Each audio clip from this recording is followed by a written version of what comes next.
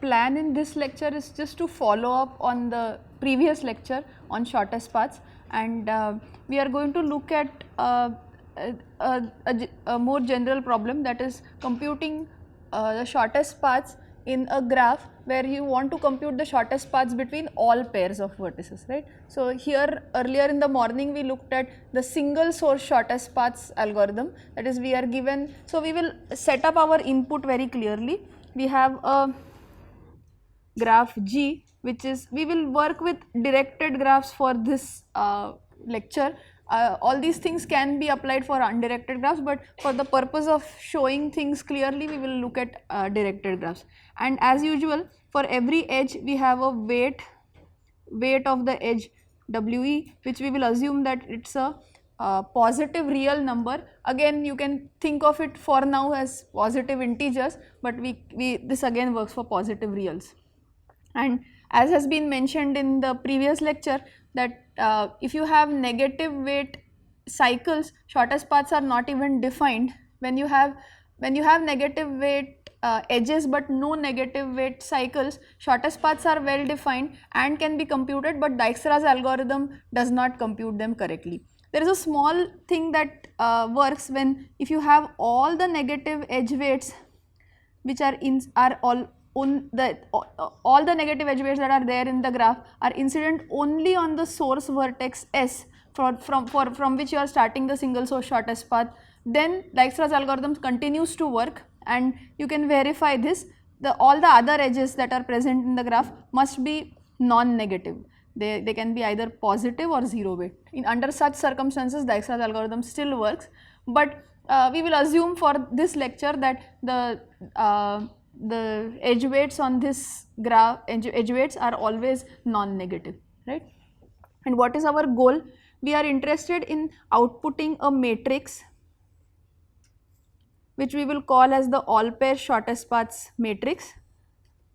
So, what does this matrix contain? For a pair ij, it contains the shortest path distance from I to j. Because the graph is directed, we will talk about distances from a vertex to another vertex.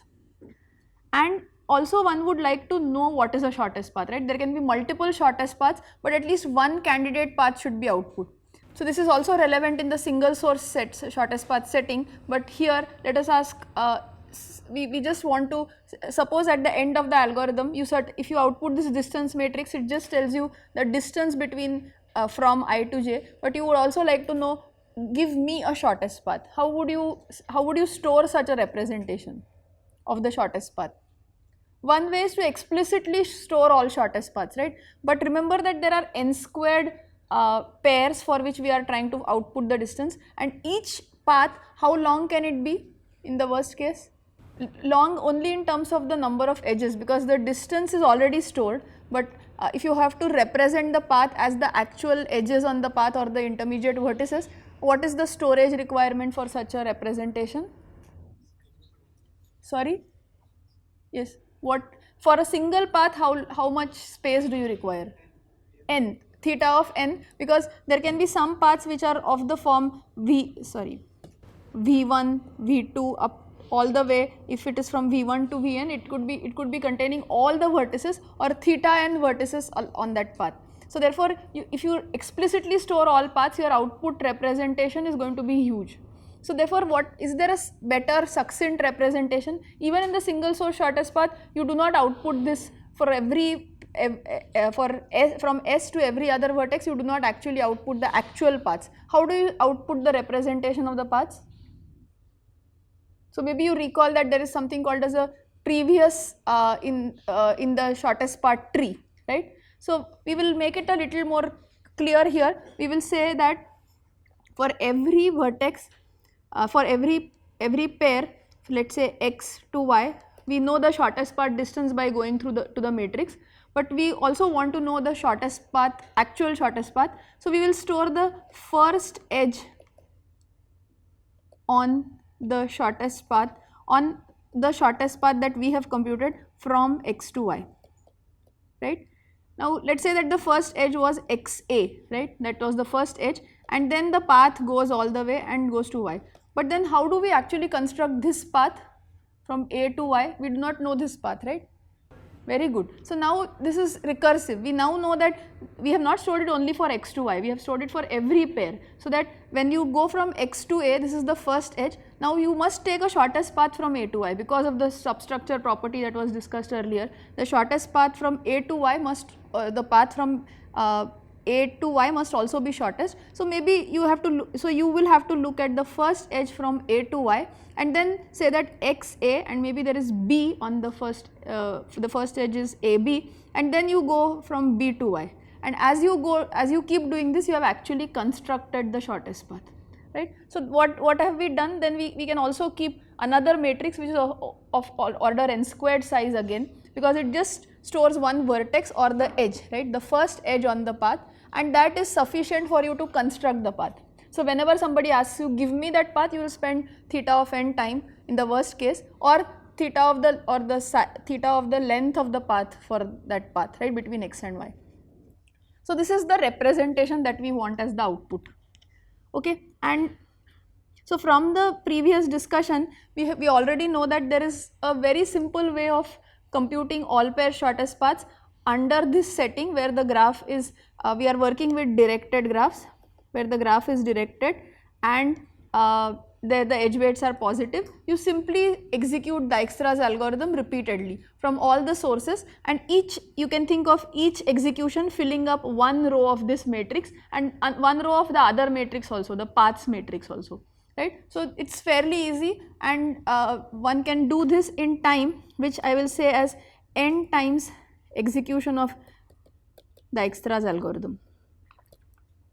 And I leave this unspecified because Dijkstra's algorithm can be implemented using various data structures. If Dijkstra's algorithm is implemented using simple arrays, you get an order n squared running time for Dijkstra's algorithm using arrays. If you implement it using binary heaps, you get a running time which is m plus n times log n using simple binary heaps. And if you do a little more sophisticated data structures, then you can get m plus n log n, right, using what are called as Fibonacci heaps, but this should not bother you. So we get a running time which is n executions of Dijkstra's algorithms, and we will, for the sake of this presentation, we will assume that, so I hope everybody is aware of binary heaps. Are there people who are not familiar with priority queues or binary heaps? Please raise your hands. So I'll assume that everybody knows what is a heap, the heap data structure, and what it supports. We'll just look at it, and we'll also write down the exact running time complexity, and therefore we are going to focus on this running time, and we will say that, okay, if I had a standard binary heap, I would get n times m plus n log n as the running time of the all pair shortest paths algorithm, which is a black box invocation of the Dijkstra's algorithm n times, right. So we would like to see whether there are better algorithms, and there is one such a different algorithm which uses some very nice ideas, and which is called as the hidden paths algorithm. And the reason to pick up and select this algorithm for this presentation is, one, it is a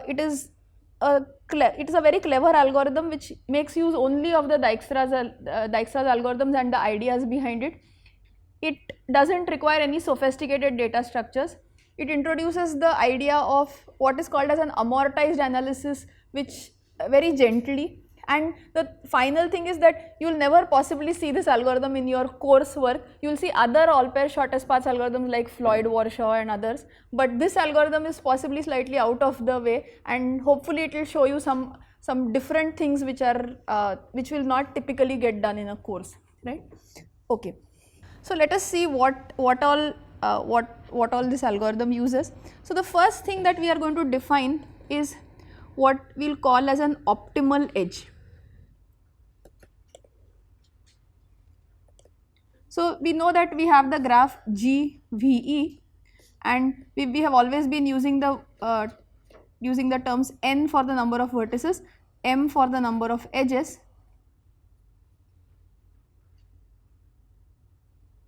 m for the number of edges. Now let us take an edge and ask when is it an optimal edge. So if it is an edge xy, I will call it an optimal edge if actually the weight on the edge xy, remember that is a weight of for every edge, is equal to the shortest path distance from x to y.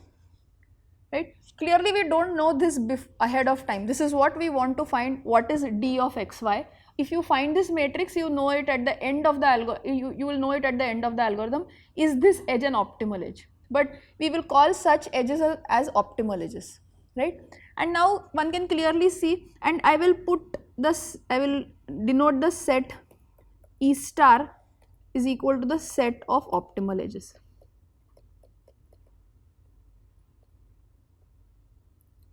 And just by the definition, E star is a subset of E, and therefore we know that we will call also the cardinality of E star is equal to M star, just denoting, I mean taking clue from the E star, and we will call M star as the number of edges which are optimal edges.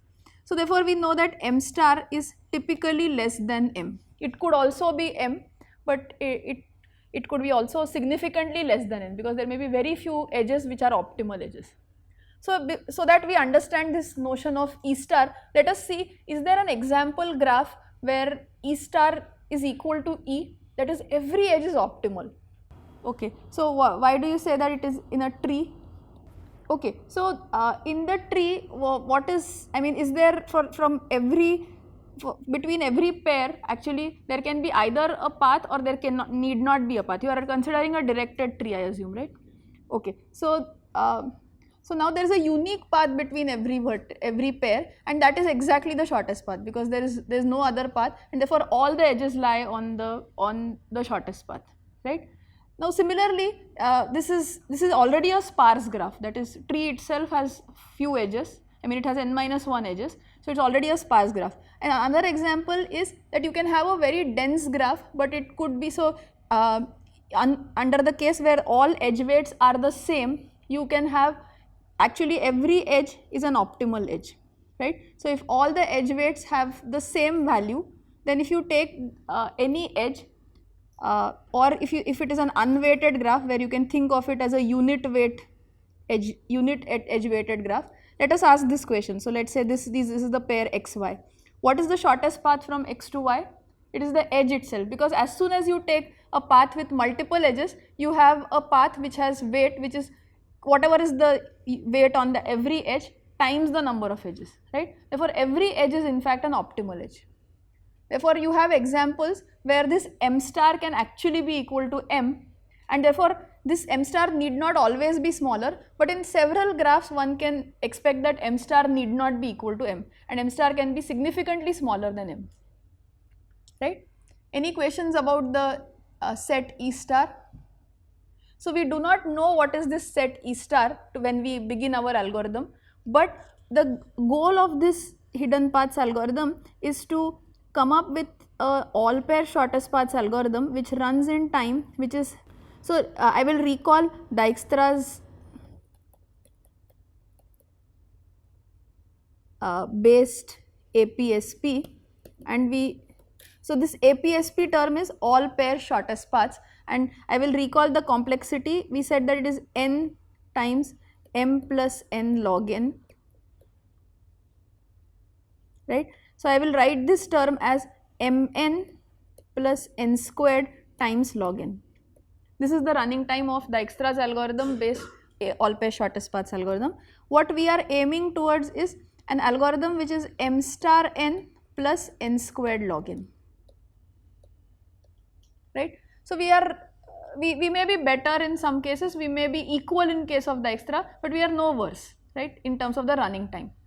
Is this clear? This is the goal of this lecture. We are going to present an algorithm which runs in m star n plus n squared log n. So this is the saving that we do instead of mn plus n squared log n. Okay. So now let us view the shortest path, any shortest path from x to y, between actually any pair x and y.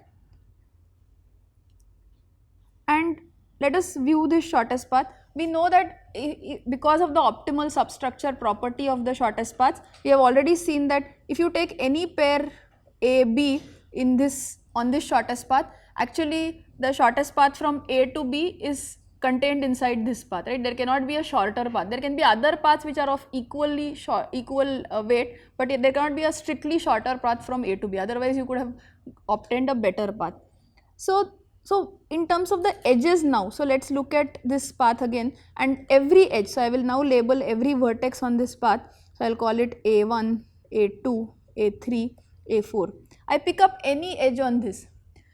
What can you say about this edge? It must belong to E star. In fact, because of the same argument that if you take any pair, the pair is now just the endpoints of that edge. So every edge is belonging to E star.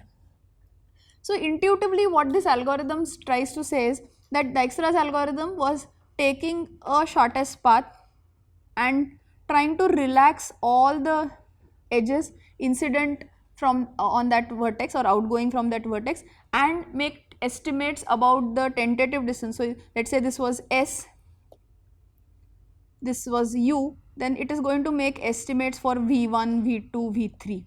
This algorithm says that if you somehow knew that some of them are optimal edges and some of them are not optimal edges, you better choose only optimal edges, because anyway whatever shortest paths you are going to get are going to be along only optimal edges, right? So this is the key intuition, but it is difficult to encode it because nobody knows what are optimal edges. That is the whole purpose of this algorithm, right? So that is the intuitive reasoning behind it. But let us ask ourselves, is there one optimal edge that we can identify very easily? Edge with the smallest weight. So let's do the following: scan all the edges in the graph. There are m edges in the graph, and order these edges according to their weight. So it takes m log m time to actually sort these edges according to the weight. Pick the edge which is the shortest edge weight. Now the claim is that if AB is the shortest weight edge from A to B, then this edge must be an optimal edge. This should be the shortest path from A to B. This should be quite obvious, right? Because there is no negative edge weights in the graph. Therefore, you cannot add up two edges and get a path which has weight which is strictly smaller than the weight of any edge. And this is important, that there are no negative edge weights in the graph. So therefore, under the assumption that we are working with non-negative edge weighted graphs, the edge with the smallest edge, the smallest edge weighted edge is certainly going to be an optimal edge. Very good. So at least we have a starting point. We know that we have identified one optimal edge, and we want to use this and keep doing something to get paths, longer and longer paths, right? So the idea is, the idea of this algorithm is based on the fact that the paths that you get, again very much like Dijkstra's algorithm, is going to be by taking a shortest path and extending it along an edge, right? That is how Dijkstra's algorithm or any algorithm is going to find paths, and this algorithm is also going to do the same thing. But remember that, I mean, if we had run n executions of Dijkstra's, we would have maintained n different heaps, right, which are corresponding to the single source shortest path starting at S, V1, V2, V3 up to Vn, and each of these heaps keep doing their work independently, right, and they do not share any information about them, and that is why we are not using something that some other heap or some other shortest path computation is finding out. So the idea here is that, can we reuse information about the shortest paths computation of the other executions which are happening for the Dijkstra's algorithm? That is, if you had spawned out n heaps, you would have certainly done what we wanted, but maybe there is a way to reuse and share information, right? So instead of maintaining n heaps that a Dijkstra's algorithm executed n times would maintain, and that would also possibly maintain it sequentially, first complete the single source at V1, then at V2 and so on, we want to do something which simulates it parallelly. There is no parallel algorithms here. We are just going to think about it that it does it parallelly, right? Okay. So we will now state exactly how the algorithm is going to proceed. Okay, so to begin with, let me ask what is a possible estimate for the shortest path distance between every pair. So you want an estimate to begin with. So for every pair, what is the best estimate that you can give without doing much work? It is simply the edge between them if it is present. If it is not present, infinity, right? So that is the first cut in initial estimate, and we want to refine our estimate by improving it and finally settling at the value of the shortest path distance, right? So what we will maintain is, we will maintain this array, and this is an n squared sized array. For every xy, we will have the following things associated with it. So pxy will have pxy dot weight, which stores the current estimate of the shortest path from x to y. This will be initialized to be the weight of the edge if the edge xy is present. If the edge is not present, this will be initialized to infinity, right? Then it will store pxy x comma y dot first. As I described to you, we also want one shortest path from x to y as an output. Therefore, we will also store the first vertex on this path, which is not x, right? The first vertex is typically x, but from x to y, what is the next vertex? But it's called first in the paper, so I'll just use that terminology. And then pxy dot heap pointer, which says that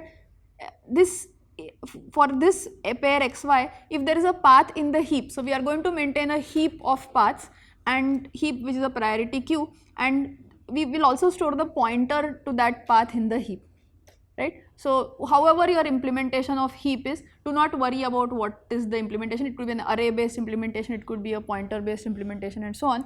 So we are going to maintain a heap, and let me recall what is a heap. So heap is a data structure which allows us to store certain entities with a key associated with it. And what do you think is going to be the key associated with paths? The weight, right? So we are going to have a heap H of paths with weight of the path as key, and what all operations does this heap support? Since you are aware of what is a heap, let me just write down that there is something called as extract min, that is, give me the path or an element in the heap. In this case, it is going to be a path of the minimum key value, right? And if it is a n element heap, it actually takes order log n to implement this. Although just viewing the minimum element is constant time, if you want to extract it, you still have to do work which is order log n if it is an n element heap, right? And I think what you are talking about so there is of course this insert should be supported, otherwise how will you even build this heap? So insert an element is also supported in log n time, and we will also assume that there is something called as a decrease key, which I think you are referring to as update, which can be again supported in log n time, right? And this is a min heap. So in a symmetric way, why wouldn't an increase key be supported? I mean, one would also want to possibly increase the key, not necessarily in Dijkstra's algorithm, but if you talk about a heap or a data structure, then why doesn't an increase key operation, why isn't it supported? So what is the purpose of keeping the elements in the heap? What is it that we want to do efficiently? Sorry? Find the minimum value, right? So let us say that, okay, currently my values, I'll just deal with integers. So currently my values are 14, 28. I'll not draw the heap, but I will just say that, okay, it is 14, 28. And this is an element 1, element 2, element 3. These can be paths or something else. This is 35, this is 16, E4. And how they are arranged in the heap, I will let it for you to think about. You know about how it is arranged in the heap. But now currently the minimum element is 14, right? And this can be accessed easily. Now I am supporting something called as a decrease key. So let's say that I decrease the key of the element E3 and it becomes, say, 26, right? This decrease key makes it to 26. This is supported. What I am asking is, why doesn't it allow 35 to be made to 40? Still we will be extracting the minimum element. What if you increase the key of the minimum element? Yeah, so you are on the right lines. So one should think about it, that why isn't an increase key of the data kind of this thing supported by a heap, right? You are on the right lines, that we are interested. So if at least for the all the other elements, if I do something, I do not have to change the minimum if this happens. But let's ask what happens if I change the change this value to 14 to something larger, right? So this is something that one should think about. Please think about this question, that why isn't an increase key supported? Will it be supported in a different type of heap, or can it be supported using the given operations, right? Okay, so this is out of the context, but okay, so we will assume that this decrease key is supported, and this decrease key is again supported. This is what you are calling as update, is supported in order log n time. But for this operation, remember that a heap doesn't support a search operation, right? It doesn't support efficiently search, and that is why we are keeping a pointer to the path in the heap, and this pointer allows us to efficiently access that path, change its key value, which is by the decrease key. Possibly the path goes up in the heap in terms of the minimum value, it may become the next minimum, and then we update the pointer accordingly, right? So this is why this pointer to the heap is kept. Okay, good. So we have the data structures in place. We have for every path pxy, the weight, the first element, the heap pointer, and this is the heap supports these operations, extract, min, decrease key in order log n time. Okay, so how does the algorithm go? It simply says that so it starts with initializing the heap. And what would you expect it to initialize the heap with? For every pair, we are going to insert one path into the heap, which is the candidate shortest path. And as we said, the initial estimate is just the edge weight if there is an edge. If there is no such edge, then we just have an initial estimate of infinity, right? So we say that initialize heap for every pair xy belonging to V, add the edge xy if it exists to H, and appropriately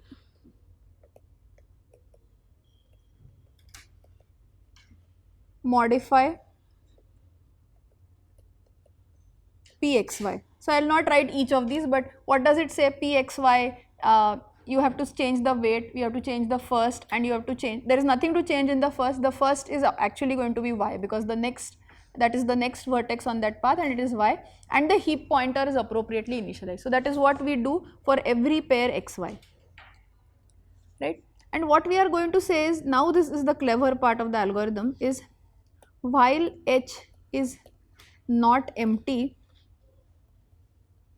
and you must have seen this template of the algorithms, right? At least in Dijkstra's algorithm, you must have seen that repeatedly it extracts paths from the heaps and does something, right? So similarly, we are also going to do the same. So while H is not empty, what should you do? You should pull out the first path from the heap, right? And in our case, what will be the first path that we extract?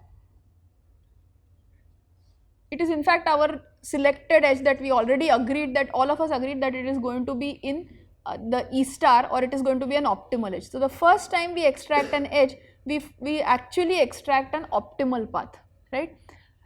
Okay, this should not hold every time, right? Because we have already inserted into the heap several other edges which are not optimal edges, not necessarily optimal edges. So yeah, so we are going to take out paths and we are going to process them in a particular way. So while the heap is not empty, or I'll just also add this, or the top element is not equal to infinity. Yeah, so as soon as the top element has become infinity, there is nothing to do, because there are no more things, no more paths to process, so we can stop the process. Remember that between every pair there need not be a path. So initially our distance estimate should be initialized to infinity, and we are going to refine them as we go along, right? So remove, the first step is remove the top path. Let's call this path u to v, from H. Now my claim is that this path can be of two different types in a generic setting. What are the two different types that come to your mind? Yes? Yeah, you had. Sorry? Optimal or not optimal? This is one kind of classification that comes to your mind, and this could happen, right? We are going to claim a stronger thing, that what we are going to say is that whenever you take out a path from the heap, and if it is the first time you are seeing it between the pair UV, then it better be an optimal path. That is what we are going to claim, which is a strong statement, right? We are saying that if it's the first time, so remember at beginning you can say that for every pair I have not yet seen any path, because that is what you have done, and now the first time you see a path from the pair from U to V, it is going to be the optimal path. We have to prove this.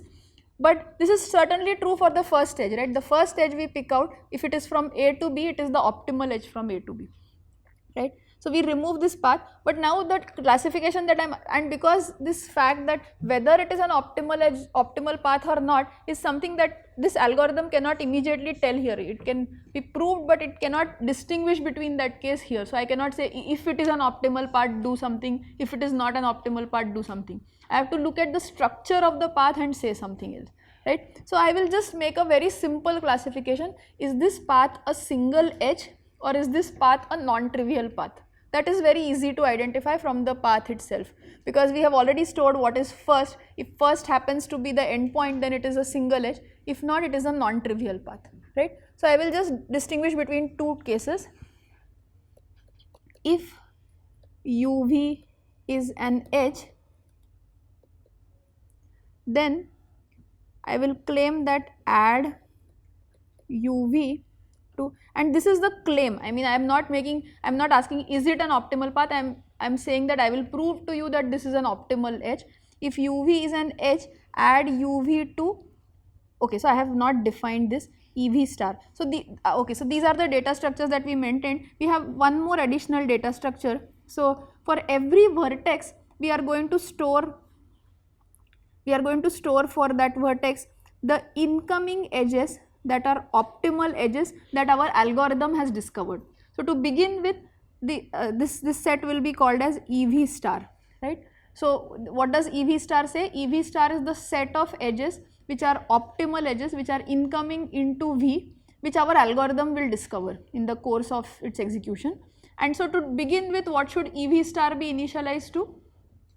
Empty, because we do not have any optimal edge discovered, and as we go along we are going to discover these optimal edges and populate this EV star, right? So we initialize this, so somewhere I should say initialize EV star to empty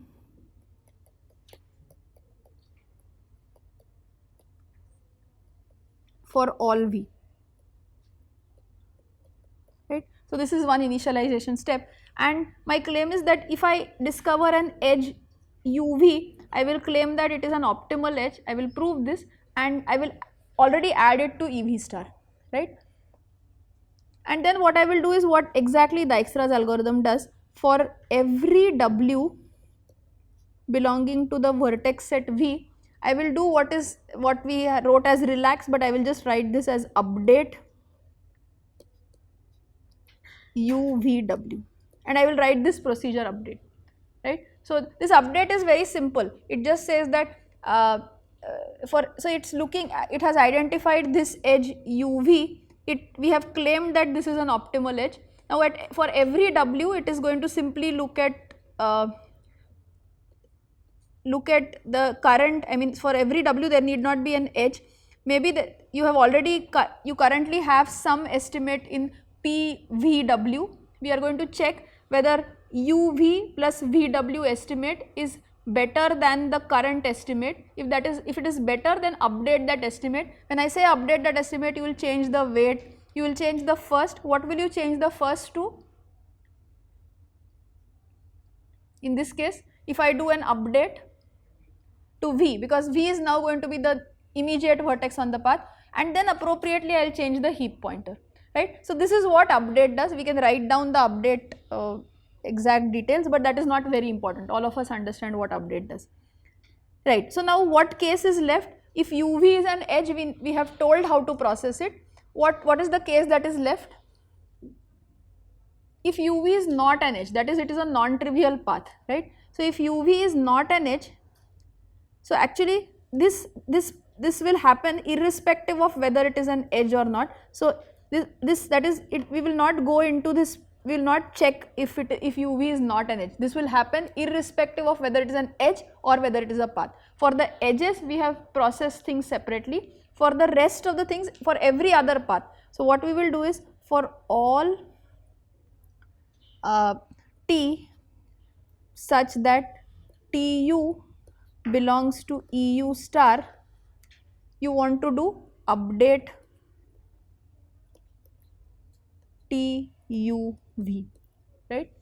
So at some point if you have aggregated some edges in EU star, then you look at all the incoming edges and say that I will go do update TUV. Again, what is update TUV? You look at this estimate T, the weight of the edge TU plus the path estimate for U to V. If it is better than T to V, current estimate, you update it, else you leave it as it is. Again, what would be the first on such an update? It will be set to U. Is this correct? Because you are adding one edge. Any questions about this? So I will reiterate what is the algorithm. We are going to start with an estimate for every pair. For every pair, the weight of the path is set to the weight of the edge, the estimated shortest path weight. The first is set to the endpoint of that edge. The heap pointer is appropriately initialized, and for all the pairs where the edge is not present, this weight is set to infinity, right? And the EV stars of all vertices have been initialized to empty to begin with, and we are going to now repeatedly pull out paths from the heap. The paths could be trivial paths which are edges, the paths could be non-trivial paths. If the path is a trivial path which is an edge, we are going to additionally do something, because remember for an edge also this applies, right? The third point applies for an edge also. If it is an edge, we are going to say that add UV to EV star, which is correct in the sense if we prove that in fact it is a optimal edge. And then for every W we are going to relax or what is this update procedure. So how many of you would like me to write down the update procedure explicitly? It's not too much work, but I hope everybody understands what is update. So I will leave it. If you want, I can write it down at the end of the lecture. Okay, good. So this is the algorithm, and we would like to analyze and argue that this is a correct algorithm first before we show that this is an efficient algorithm, because at least this correctness ensured is something which is critical to any algorithm, right? Okay. So what seems to be the difficulty in proving correctness, or do you what seems what is the risk in this algorithm? So it seems that there are some paths that we may have never considered, which Dijkstra's algorithm may consider, and we may miss out some shortest paths, right? That is the only thing. If we are sure that every path is considered, then it will certainly compute the shortest paths. But we may actually not have looked at all paths, and if we miss out some path which is a shortest path, then we are in trouble. We may not get the shortest path for a pair, right? So and then we should also justify this step, right? Why did we suddenly take this edge and put it into EV star, where we don't know yet that this is an optimal edge? For the first edge this is true, but in general we would like to claim that this is true, right? So we will now establish a proof which is based on the invariants of this algorithm.